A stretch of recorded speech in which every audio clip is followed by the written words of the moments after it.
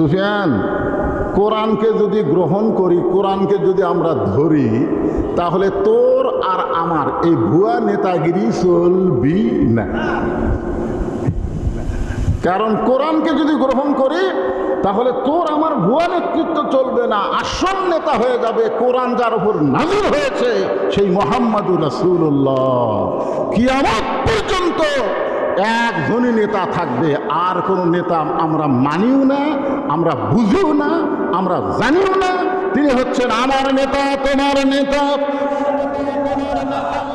এখন চিন্তা করেন, আবু জেহেলের তরফ থেকে শুরু হয়েছে, যদি কোরআনকে গ্রহণ করি তাহলে আমাদের এই ভুয়া নেতাগিরি চলবে না। আজও বাংলাদেশে যারা ভুয়া নেতৃত্ব দিচ্ছে তারা কখনো কোরআনের পক্ষে কথা বলবে না, কোরআনের হক কথা শুনবেও না, কেউ বলবার গেলেও বলতে দিবে না। ধরে কান কথা ঠিক কিনা? হ্যাঁ, খুব খেয়াল করবেন।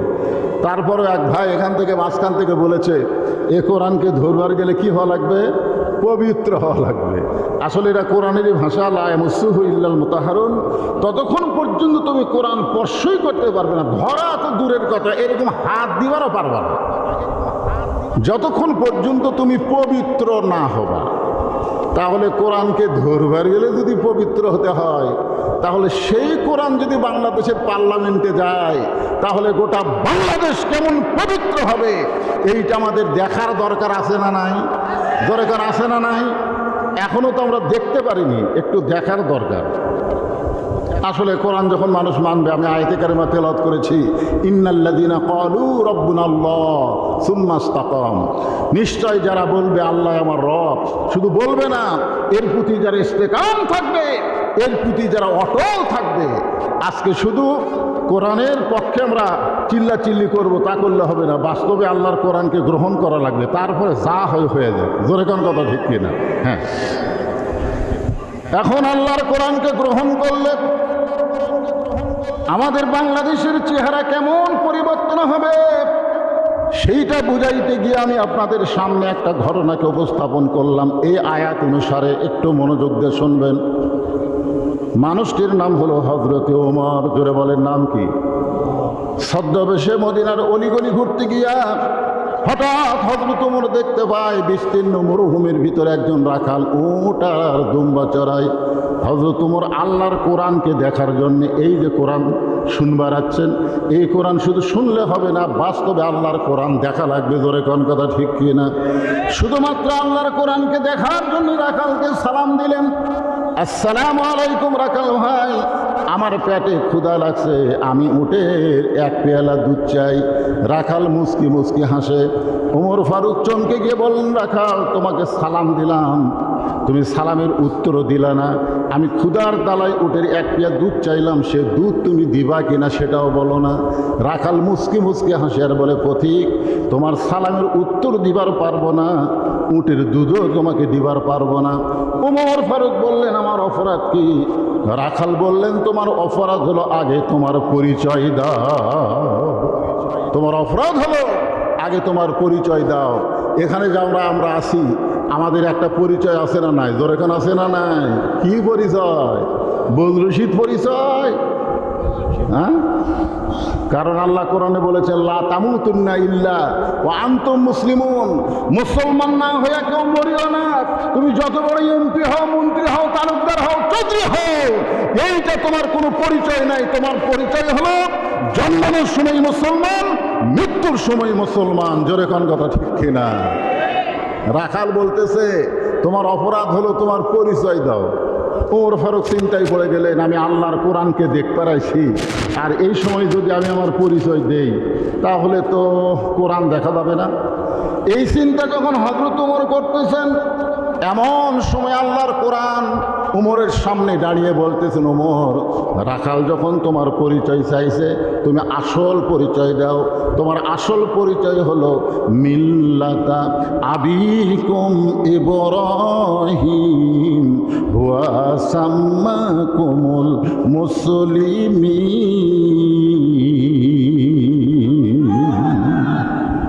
কি পরিচয়?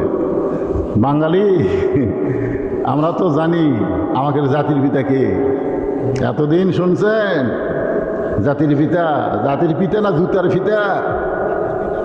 আল্লাহর কোরআন এখানে সাক্ষী দিচ্ছে মিল্লাত মানে জাতি, আবিকুম তোমাদের জাতির বাপ হচ্ছে ইব্রাহিম, তোমাদের জাতির পিতার নাম হলো হযরত ইব্রাহিম, হুয়া সাম্মাকুমুল মুসলিমিন, যিনি তোমাদের নাম রেখেছে মুসলমান। দুনিয়াতে পরিচয় দেওয়ার জন্য আমরা এক একটা নামে পরিচয় দেই, কিন্তু মূলত আমাদের আসল নাম হলো মুসলমান। জোরে বলেন নাম কি? আরো জোরে। আল্লাহ যারা বলতেছে না তাদের কান্দের ফেরেশতারা কি করতে বলতেছে? কোন তো আপনি যদি মুসলমান না বলেন আপনার কান্দের ফেরেশতারা বিরক্ত হচ্ছে না? কিন্তু বক্তা বলবার কয় তাও বলে না রে।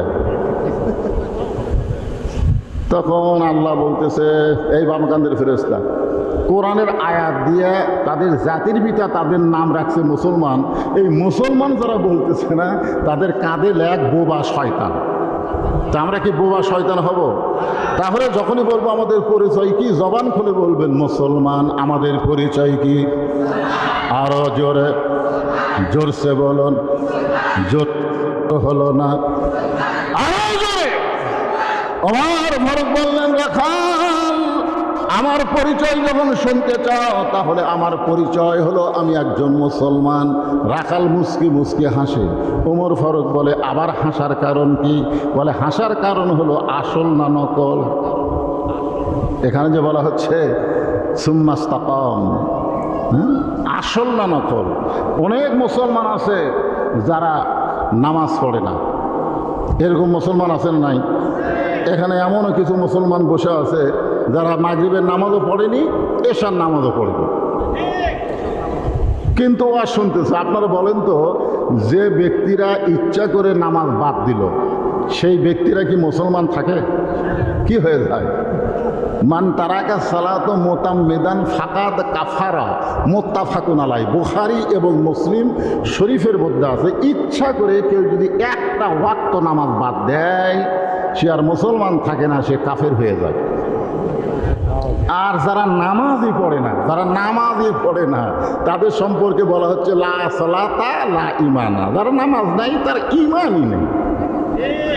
লা সালাতা লা দীনা, যার নামাজ নাই তার কোনো ধর্মই নাই।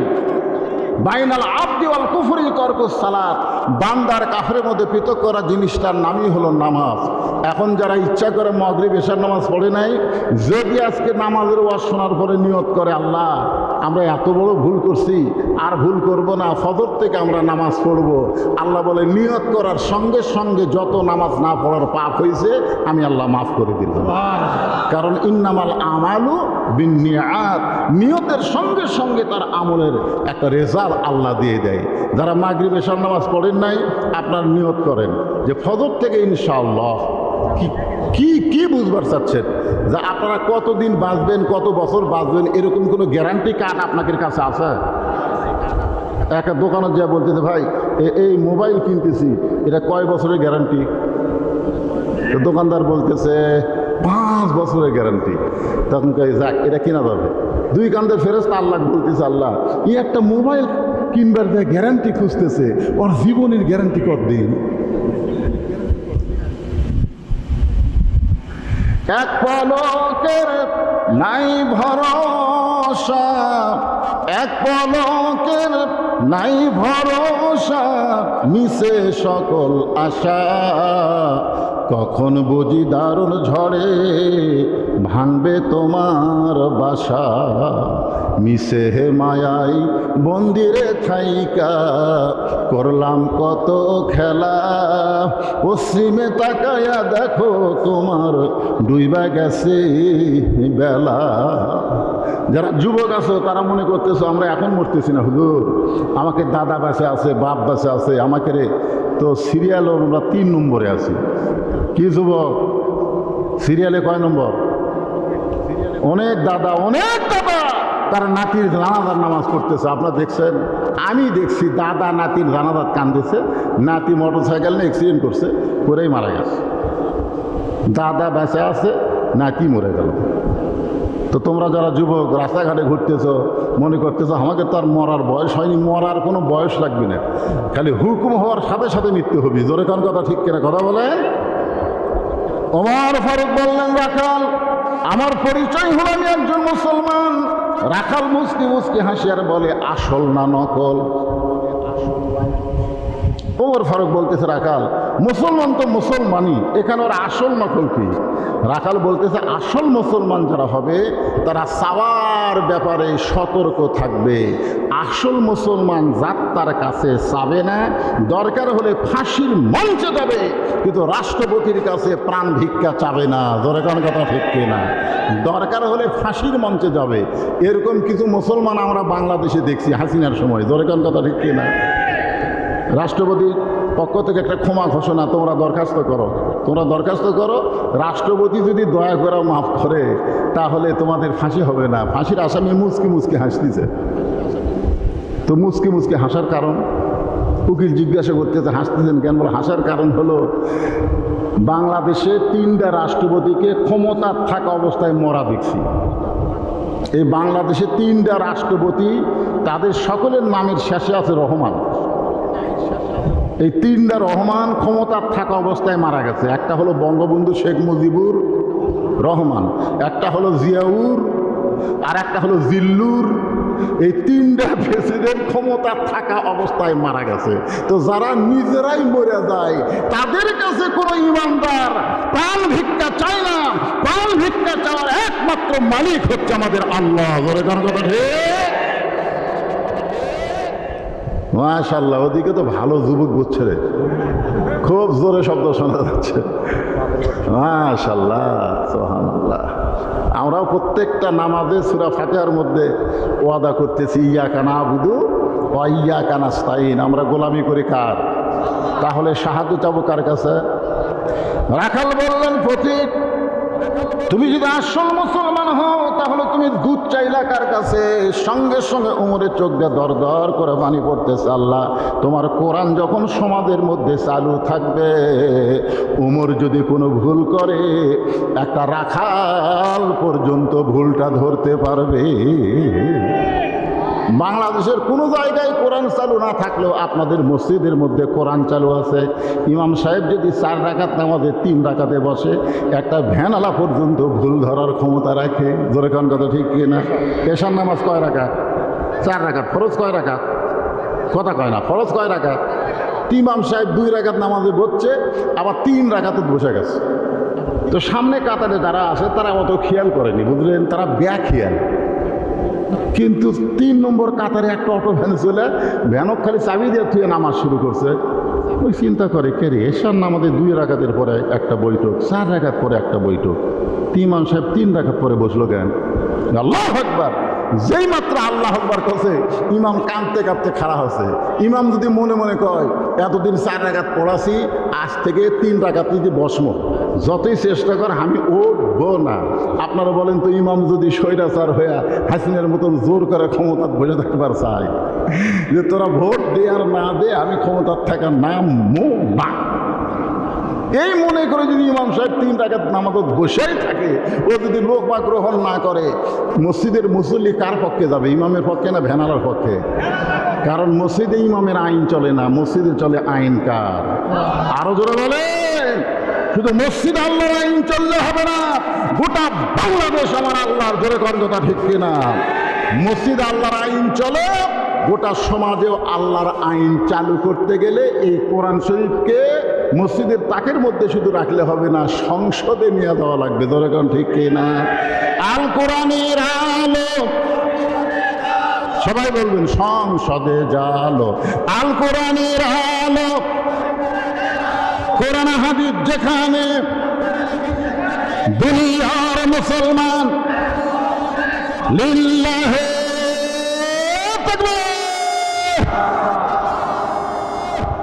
উমরের চোখে দরদর করে পানি পড়তেছে। রাখাল বলতেছে, তুমি যদি আসল মুসলমান হও তাহলে তুমি দুধ চাইলা কার কাছে? উমর ছোট বাচ্চার মতন কান্দে আর বলে, রাখাল ভাই, চাওয়ার ব্যাপারে আমি ভুল করেছি। রাখাল বলতেছে, ভুলটা যখন স্বীকারই করছে তাহলে আল্লাহ তোমাকে মাফ করবে। আপনারা যত বড়ই ভুল করেন, এতদিন হলে নামাজ পড়েননি, এখন যদি ভুল স্বীকার করেন, এতদিন আওয়ামী লীগ করছেন করে দেখলেন যেই দলের প্রধানমন্ত্রীর থেকে শুরু করে একটা ইএমপি পর্যন্ত থাকে না রে, সগলি পলে যায়। না না না, চিন্তা করে দেখেন, যে দলের প্রধানমন্ত্রীত্ব শুরু করে একটা ইএমপি মেম্বার পর্যন্ত পড়ে যায়, সেই দল আর কর্ম আরে আজ থেকে তওবা করলাম, সেই দল বাদ দিলাম। কি কোন তওবা করার সুযোগ আছে না নাই? আপনি ভুল স্বীকার করেন ভাই, এ আওয়ামী লীগ আর কর্ম না ভাই, আমি ভুল স্বীকার করছি। ওমর ফারুক বলতেছেন রাখাল ভাই আসলেই চাওয়ার ব্যাপার আমি ভুল স্বীকার করলাম। রাখাল বলতে তো ভুল যদি স্বীকার করছো তাহলে আল্লাহ তোমাকে তওবা করার সুযোগ দিবে। তওবা শব্দের অর্থ কি? ফিরে আসা।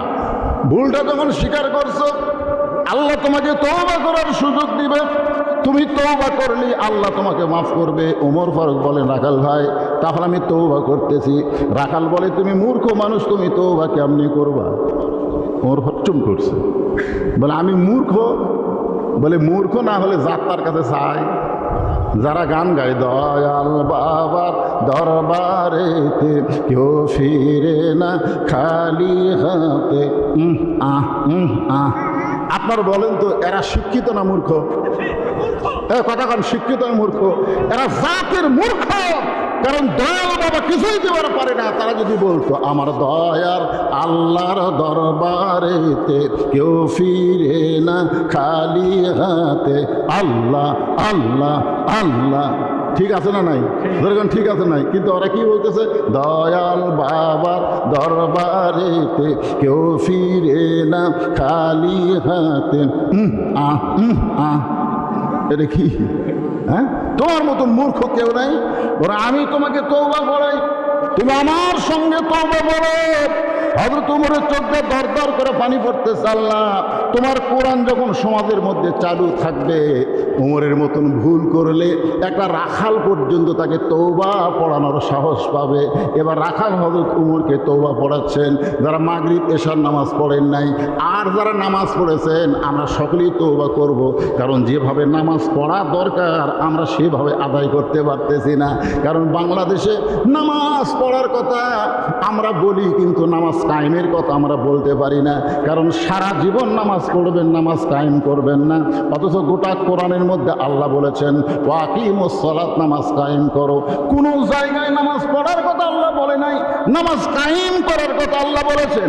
এই জন্য যারা পড়েন নাই তারাও তো একটা অপরাধ করেছে, আর যারা পড়েছে তারাও যেভাবে কায়েম করা দরকার সেটা পারি নাই বলে আমরা সম্মিলিতভাবে সকলেই আল্লাহর কাছে তওবা করতেছি। সকলে আমার সঙ্গে পড়েন আস্তাগফিরুল্লাহ। পড়েন বাবা, সকলে পড়েন। তওবা বললে কোনো সমস্যা আছে? তাহলে জবান খুলে সবাই পড়েন আস্তাগফিরুল্লাহ রব্বি মিন কুল্লি জামবিউ ওয়া আতুবু ইলাইহি লা হাওলা। পড়েন লা হাওলা ওয়ালা কুওয়াতা ইল্লা বিল্লাহিল আলিয়্যিল আযীম। ওমর ফারুক তওবা করার পরে বলতেছে ও রাখাল ভাই, আল্লাহর হস্তে উটের এক পেয়ালা দুধ দাও, যেই দুধটা পান করে আমি ক্ষুধা তৃষ্ণা নিবারণ করতে চাই। রাখাল মুচকি মুচকি হাসে। ওমর ফারুক বলে আবার হাসার কারণ কি? রাখাল বলতেছে তওবা করার পরে তুমি আবার মুনাফিকি করলে।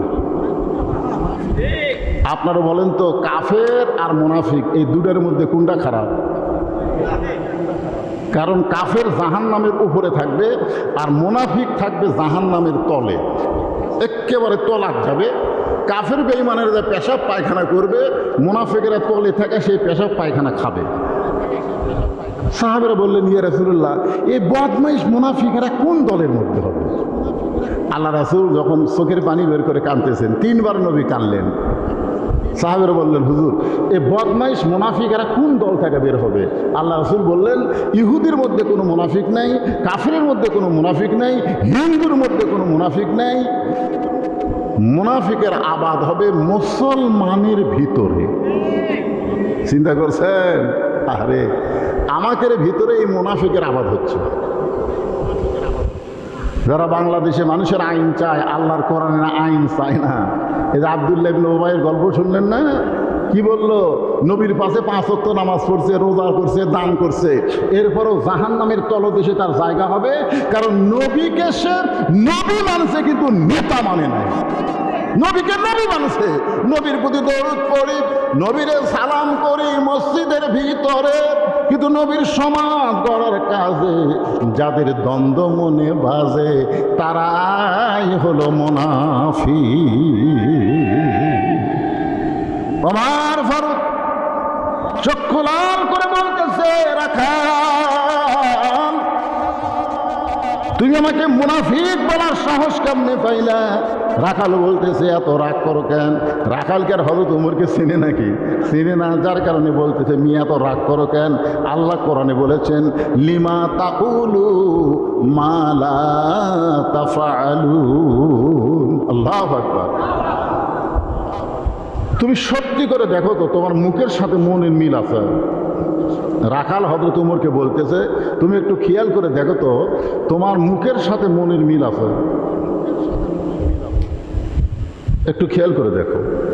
তুমি যখন আমাকে রাখাল বললে, তোমার মন ভাবতেছে আমি হলাম রাখাল, আমি উটের মালিক না। উটের মালিক যদি আমাকে বিশ্বাস করতে তাহলে তুমি আমাকে রাখাল বলতে না। যখন আমাকে রাখাল বলেছ তখন তোমার মন বলতেছে আমি উটের মালিক না। আর মালিক বাদ দিয়ে কেউ যদি রাখালের কাছে আল্লাহর হস্তেও চায়, রাখাল দিবার পারবে না। অনেকে বলে না হুজুর আমার কোনো টেনশন নাই, হুজুর আমি পীর ধরছি, হুজুর ওই পীর ধরছে, রাখাল ধরছে। ধরে কারণ কি ধরছে? হ্যাঁ, আমাকে একজন ধরছিল, হাতের মধ্যে এসে 100 টাকা দিয়ে কয় হুজুর দোয়া করেন। চকচকা টাকা পরে থুয়া বলি কি দোয়া বাবা? বলে হুজুর আমার বইয়ের ঘরে বাচ্চা আছে, আল্লাহ যেন একটা পুত্র দেয়। আমি তখন পকেটের 200 টাকা বার করে দিয়ে দিলাম। কয় হুজুর আমি তো টাকা চাইনি, আমি দোয়া চাইছি। আমি বললাম পাগলা, তুই যাক ধরছু সে নিজেই 3টা মেয়ের বাপ, সে নিজেই 3টা মেয়ের বাপ। তার দোয়া করে যদি বেটা সওয়াল হতো তাহলে আল্লাহ তাকে একটা পুত্র সন্তান দিত। এত দোয়া করছি বারে, আমাকে আল্লাহ পুত্র দেয়নি, তা আমার কাছে আবার তোর বইয়ের জন্য দোয়া লিবে যাচ্ছে। তখন বলতে যে হুজুর তাহলে আপনি টাকা আপনি নেন, আমার দাওয়াত দেন। এই টাকা অ্যাকচুয়ালি দৌড় মারতেছেন। জিজ্ঞেস করলাম কোথায় যাবি? বলে ওই হুজুরের কাছে যাবো যার বেটা সওয়াল আছে। আমি বললাম কোনো হুজুরের কাছে না, কোনো পীরের কাছে না, কোনো বাবার কাছে না, কোনো মাজারে না। পাবার যদি চাও একানিষ্ঠভাবে দিবার পারে যিনি তার কাছে চাও। দরকার কথা ঠিক কিনা? রাখাল বলে পথিক সত্যি যদি উটের 1 পেয়ালা দুধ চাও, এখান থেকে মালিকের বাড়ি হলো 10 মাইল দূরে। ওই 10 মাইল দূরে গিয়ে মালিকের বাড়ির দরজাত বলো, মালিক তোমার রাখাল উট আর দুম্বা চড়ায়, তুমি যদি হুকুম দাও তাহলে রাখাল আল্লাহর হস্তে উটের 1 পেয়ালা দুধ দিবে। ওমর ফারুক বলে, রাখাল ভাই কষ্ট করে অত দূর মালিকের বাড়ি যাওয়ার দরকার নাই, বরং তোমাকে 2টা টাকা দিচ্ছি, তুমি উটের 1 পেয়ালা দুধ দাও। রাখাল মুসকি মুসকি হাসি আর বলে, তুমি হযরত ওমরকে চিনো? রাখাল মুসকি মুসকি হাসিয়ার বলে, তুমি হযরত ওমরকে চিনো? ওমরকে যদি চিনতে তাহলে এইরকম প্রস্তাব করার সাহস পাইতে না। ওমরের গুপ্ত বাহিনী যদি দূর থেকে দেখবার পাই তুমি আমাকে 2 টাকা ঘুষ দিছা আর মালিক বাদ দিয়ে আমি তোমাকে উটের 1 পেয়ালা দুধ দিছি, তাহলে তোমাকেও ধরবে আমাকেও ধরবে। এই বুড়া বয়সে তুমি ধরা পড়বা? ওমর ফারুক বলে, রাখাল ভাই আসলেই তো তাই, তাহলে চলো পাহাড়ের গুহার মধ্যে যাই, সেই গুহার মধ্যে গিয়া তোমাকে গোপনে 2 টাকা দিব আর তুমি গোপনে উটের 1 পেয়ালা দুধ দিবা। তোমার মালিকও জানতে পারবে না, উমরের গুপ্ত বাহিনীও ধরতে পারবে না। রাখাল চিল্লায় বলে, তুমি ভণ্ড, তুমি ভণ্ড, তুমি ভণ্ড। ওমর ফারুক বলে, রাখাল আমার মধ্যে ভণ্ডামির কি দেখলা? রাখাল বলে, পথিক পাহাড়ের গুহার মধ্যে যাওয়া নেওয়া করলে ওমরের গুপ্ত বাহিনী দেখতে পারবে না, আমার মালিক জানতে পারবে না, কিন্তু রাখাল যে আল্লাহকে ইন্নাল্লাযীনা ক্বালু রাব্বুনাল্লাহু সুম্মা ইসতাকামু, যে আল্লাহকে ইস্তেকাম করে অটলভাবে ধারণ করেছে সেই রাখাল বিশ্বাস করে কেউ না দেখলে আল্লাহ দেখতেছে। সঙ্গে সঙ্গে ওমর ফারুক মারছে দৌড়। এক দৌড়ে পাহাড়ের পাদদেশে যায় নামাজ বিছায়া 2 রাকাত নামাজ পড়ে আল্লাহর কাছে বলতেছে, আল্লাহ তোমার কোরআন এত সুন্দর, তোমার কোরআন এত সুন্দর। তোমার কোরআন যখন সমাজের মধ্যে চালু হয়ে যায় তখন কেউ না দেখলেও আল্লাহ দেখে। এই বিশ্বাসটা প্রত্যেকটা মুমিনের কলিজায়। কেউ না দেখলেও কে দেখতেছে? আজকে আমাদের ছেলেদের হাতে যত দামি মোবাইল থাক, যত দামি মোবাইল থাক, স্ক্রিন টাচ মোবাইল আপনার ছেলের হাতে আছে। যখন দরজা জানলা বন্ধ হয়ে যায়, রাত যখন গভীর হয়, তখন মনে করে বাপ মাও তো ঘুমিয়ে গেছে, দরজা জানলা সব বন্ধ, এই সুযোগে আমি দেখি রে, এই সুযোগে আমি দেখি, কেউ দেখতে পাচ্ছে না তো। কিন্তু আল্লাহর কোরআন যখন চালু হবে তখন কেউ না দেখলেও আল্লাহ দেখতেছে, এই বিশ্বাস তার কলিজায় আসবে। তার কাছে মোবাইল থাকবে, তার কাছে সব কিছু থাকবে। যেটা বৈধ সেটা করবে, যেটা হারাম সেটা করবে না। মা আতাকুমুর রাসূলু ফাখুযুহু ওয়া মা নাহাকুম আনহু ফান্তাহু। জোরে কোন ঠিক কি? ওমর ফারুক পাহাড়ের পাদদেশে 2 রাকাত নামাজ পড়ে আল্লাহর কাছে শুকরিয়া করতেছে, আল্লাহ তোমার কোরআন এত সুন্দর, আজকে রাখালকে দেখি নাই, রাখালের ভিতরে আল্লাহ তোমার কোরআন দেখতে পাই। আল্লাহ তোমার কোরআন এত সুন্দর, তোমার কোরআন যখন চালু থাকে দুনিয়ায় কেউ না দেখলেও আল্লাহ দেখতেছে। এই বিশ্বাস রাখালের কলিজা। রাখাল ওমর ফারুকের পিছনে এসে বলতেছে, পথিক যতই কান্দ উটের দুধ আমি দিবার পারলাম না। ভাই মনোযোগ দিয়ে শুনবেন, যতই কান্দ উটের দুধ দিবার পারলাম না। ওমর ফারুক বললেন, রাখাল ভাই উটের দুধের দরকার আমার নাই, উটের দুধের দরকার আমার নাই। আমি শুধু তোমার কাছে জানতে চাই, তুমি না দেখা আল্লাহকে কলিজার মধ্যে জায়গা দিয়া তুমি যে আল্লাহর কোরআন অনুযায়ী চলতেছো, এর বিনিময়ে তোমার চাহিদা কি? আপনারা বলেন তো যে বাংলাদেশে আল্লাহর কোরআন চালু হোক, আর কোরআন চালু করতে গিয়া এই হাসিনার সময় যারা কোরআনের পক্ষে ছিল, কোরআনের আন্দোলন করেছে, তাদের অধিকাংশকেই জেলের মধ্যে ঢুকাইছে। কোরআনের আন্দোলন যারা করেছে, বাংলাদেশে যারা কোরআনে আল্লাহর আইন চায়, তাদেরকে ঘর থেকে বার হবার দেয়নি। সুন্দর বাড়িতেও তারা থাকতে পারে না, আলুর বাগুলির মধ্যে ঘুম পাড়ছে। জোরে কোন কথা ঠিক কথা বলেন? এখন চিন্তা করে দেখেন, উমর ফারুক বলতেছে, রাখাল ভাই ওই না দেখা আল্লাহকে কলিজার মধ্যে জায়গা দিয়া আল্লাহর কোরআন অনুযায়ী তুমি চলতেছো, এর বিনিময়ে তোমার চাহিদা কি? তুমি কি চাও? কারণ তোমার তো ভালো চাকরি নাই, তুমি রোদের মধ্যে উঠদুম্বার রাখালি করো, তোমার একটা ভালো বাড়ি নাই, তোমার ভালো খাওয়া নাই, এরপরেও তুমি আল্লাহর আইন কোরআন মানতেছো, এর বিনিময়ে তোমার চাহিদা কি? সঙ্গে সঙ্গে রাখাল আল্লাহর কোরআন থেকে তেলাওয়াত করলেন, রব্বানা, সকলে পড়েন, রব্বানা আতিনা ফিদ দুনিয়া হাসানাতাও ওয়া ফিল আখিরাতি হাসানা ওয়া কিনা আযাবান্নার।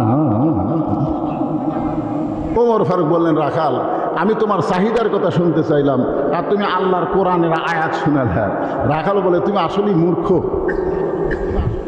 রাসূল বলেছে, আমার পরে কেউ যদি নবী হতো, লাউকানা উমর, আল্লাহ উমরকে নবী বানাই দিত। আর সেই উমরকে রাখাল বলতে, তুমি আসলেই মূর্খ।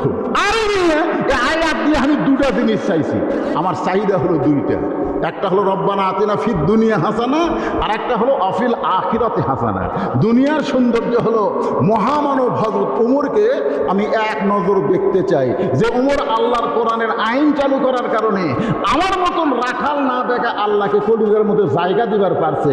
সেই হযরত উমরকে যদি খালি একটা বার জীবনে খালি একটা বার যদি দেখতে পাইতাম, ভাই আমার দুনিয়ার আশা আল্লাহ পুরা করত।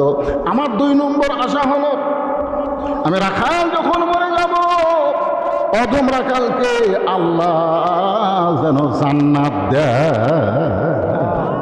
সঙ্গে সঙ্গে হয়তো উমর দৌড়ে এসে রাখালের হাতটা এরকম খস করে ধরছে, ধরে 3টা চুমা খাবে। কয়টা চুমা? 3টা চুমা খায় বলতেছে, তোমার 2 নম্বর চাহিদা আল্লাহ পুরা করছে। 2 নম্বর চাহিদা কি? 2 নম্বর চাহিদা বুঝতেছেন না? আমি মরার পরে আল্লাহ যেন কি দেয়? জান্নাত দেয়। উমর ফারুক বললেন, তোমার 2 নম্বর চাহিদা আল্লাহ পুরা করছে। কারণ সুম্মাস্তাকামু তাতানাজ্জালু আলাইহিমুল মালাইকা আল্লা তাখাফু ওয়ালা তাহজানু ওয়া আবশিরু বিল জান্নাতিল্লাতী কুনতুম তুআদুন। তোমার কোনো ভয় নাই, তোমার কোনো চিন্তা নাই, মরার সঙ্গে সঙ্গে 8টা জান্নাত তোমাকে বরণ করে নেবে। আপনারা সবাই সুবহানাল্লাহ কইলেন, কিন্তু রাখাল সুবহানাল্লাহ পায় না। ওমর ফারুক বলতেছে, রাখাল তোমার 2 নম্বর চাহিদা আল্লাহ পুরা করছে, মরার সাথে সাথে আল্লাহ তোমাকে জান্নাত দিয়ে দিবে। রাখাল সুবহানাল্লাহ কয় না। ওমর ফারুক, রাখাল মরার সঙ্গে সঙ্গে আল্লাহ তোমাকে জান্নাত দিবে, তুমি সুবহানাল্লাহ কও না কেন? রাখাল বলতেছে, মরার পরে আল্লাহ আমাকে জান্নাত দিবে, এটা হলো বাকি কথা। আর হযরত উমরকে দেখা, এটা হলো লগত কথা। আমার দুনিয়ার চাহিদাই পুরা হয়নি, মরার পরে আমি জান্নাত পাবো সেইটা নিয়ে আমার এত আনন্দ নাই। কারণ আমার চাহিদাই হলো দুইটা।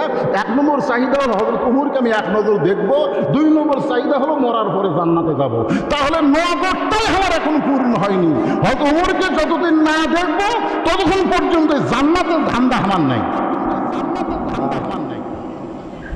ওমর ফারুক চিন্তায় পড়ে গেলেন যে আমি যে হযরত ওমর এইটা রাখালকে কেমনে বলবো, যে রাখাল আমাকে তওবা পড়াছে, যে রাখাল আমাকে মুনাফিক কইছে, যে রাখাল আমাকে ভণ্ড কইছে। এখন যদি বলি ভাই রাখাল আমি ওমর, বলাও সারা, রাখাল হাত ফেল করে মরাও সারা। ধরে কোন কথা ঠিক কিনা? যে ওমর রাস্তাতে গেলে শয়তান কয়দিন যায় না, ধরে কোন কয়দিন যায় না। এখন ওমর চিন্তা করতেছে আমি যদি খালি বলি যে আমি উমর, তাহলে বলাও সারা, মরাও সারা। ওমর ফারুক চিন্তায় পড়ে গেলেন আমি এখন কি করব। এমন সময় আল্লাহর কোরআন ওমরের সামনে এসে বলতেছেন, ওমর উদউ ইলা সাবিলি রাব্বিকা বিল হিকমা। ওমর সরাসরি যদি বলবার না পারো, সরাসরি, কারণ এখন সরাসরি কিছু ওয়াজ করবার গেলে আগে আওয়ামী লীগ খেপে যেত, এখন আবার বিএনপি খেপে যাচ্ছে। জোরে কোন কথা ঠিক কি? এই জন্য ডাইরেক্ট কথা না বলে আল্লাহ কোরআনে বলতেছেন যে কি করো, হেকমত অবলম্বন করো। ওমর ফারুক যদি বলে যে আমি উমর, তাহলে বলাও সারা, মরাও সারা। জোরে কোন কথা ঠিক কিনা? এখন ডাইরেক্ট বলবার না পাইরা আল্লাহর কোরআন অনুযায়ী হযরত ওমর বলতে, রাখাল সত্যি যদি হযরত ওমরকে দেখতে চাও। রাখাল চিল্লাই বলে, কোথায় হযরত ওমর ভাই, কোথায় হযরত ওমর? এই চুপ কর, আই কথাটা শোন। সত্যিই যদি হযরত ওমরকে দেখবার চাও তাহলে ফজরের নামাজ তোমাকে